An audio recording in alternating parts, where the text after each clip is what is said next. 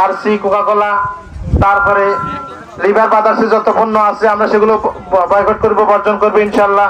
আমরা যেই পণ্যই কিনবো আমরা তা খেয়াল করে কিনবো যে এটা কোনো যেই পণ্য কিনা। আমাদের এটাই হলো বড় জিহাদ, প্রত্যেক উম্মতের উপর, মুসলমানদের উপর এই মধ্যে ফরজে আইন, জিহাদ ফরজে আইন। আমাদের জিহাদ হলো ইসরায়েলি পণ্য বয়কট করা আর আল্লাহর দরবারে দোয়া করা আল্লাহ যেন ফিলিস্তিনি ভাই বোনদেরকে মুক্তি দান করেন। এখন আপনাদের সামনে গুরুত্বপূর্ণ আলোচনা করবেন মাওলানা মোহাম্মদ সাইফুল ইসলাম সাহেব। আসসালামু আলাইকুম ওয়া রাহমাতুল্লাহি ওয়া বারাকাতুহু।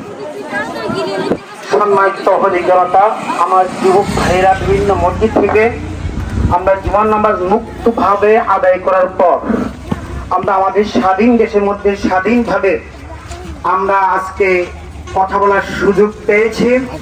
আজকে আমার ভাই ফিলিস্তিনের মধ্যে তারা হয়তো আজকে স্বাধীনভাবে তারা জীবন নামাজ আদায় করতে পারে নাই।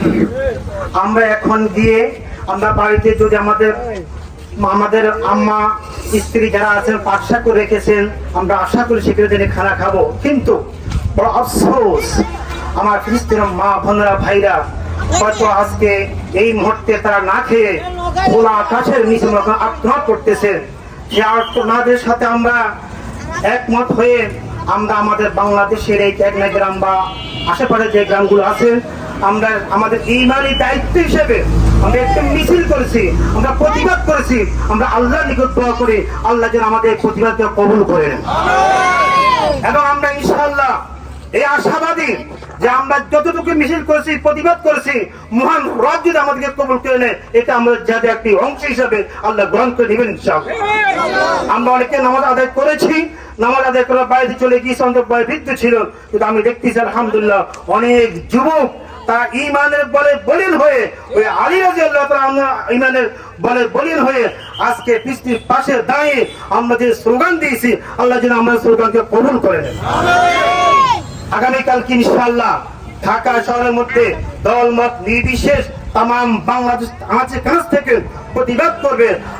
আমরা যা যেতে না যদি নাও পাই, আমরা আমাদের সরকার স্থান থেকে দোয়া করব, আয় আল্লাহ আমরা ফিলিস্তিনের মা বোনদের এবং শিশুদেরকে রব্বুল আলামিন তুমি যেইভাবে উহুদের মধ্যে সহযোগিতা করছো, ওই বদরের মধ্যে সহযোগিতা করছো ফেরেশতাদের মাধ্যমে, আল্লাহ আজকে আবার আরেকবার সেই বদর এবং উহুদের ফেরেশতাদের দ্বারা ফিলিস্তিনদেরকে তুমি স্বাধীন করে দাও, মুক্তি দান করে দাও।